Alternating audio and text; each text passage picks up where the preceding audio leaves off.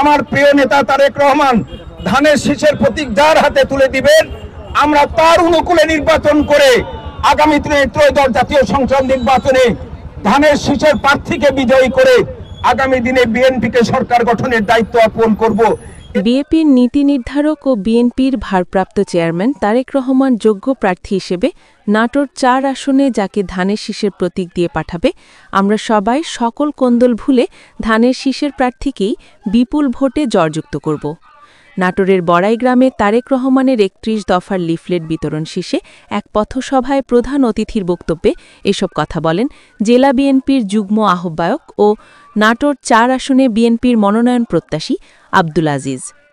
এ সময় তিনি আরও বলেন, ২০১৮ সালে আমাকে মনোনয়ন দিয়েছিলেন বিএনপি, কিন্তু ফ্যাসিস্ট আওয়ামী লীগ সরকারের ভোট জালিয়াতির কারণে এমপি হিসেবে আপনাদের মাঝে আসতে পারিনি। তবে ২০১৮ সালের ধারাবাহিকতা অব্যাহত থাকলে এবং বিগত সময়ের নির্যাতিত ও বিএনপির সকল কার্যক্রমে অংশগ্রহণের দিক বিবেচনায় আনলে আবারও বিএনপি আমাকে মনোনয়ন দিবে বলে আমি মনে করি।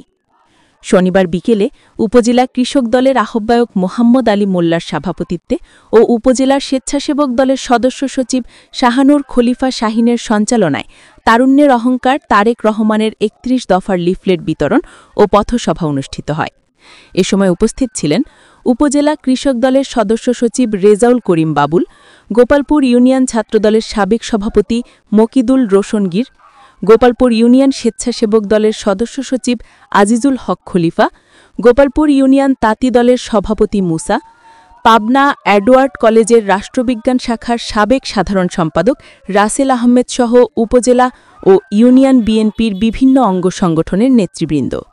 ধানের শীষের প্রতীক যে যাকে দিবে, আমার প্রিয় নেতা তারেক রহমান ধানের শীষের প্রতীক যার হাতে তুলে দিবেন, আমরা তার অনুকূলে নির্বাচন করে আগামী দিনে ত্রয়োদশ জাতীয় সংসদ নির্বাচনে ধানের শীষের প্রার্থীকে বিজয়ী করে আগামী দিনে বিএনপিকে সরকার গঠনের দায়িত্ব অর্পণ করব।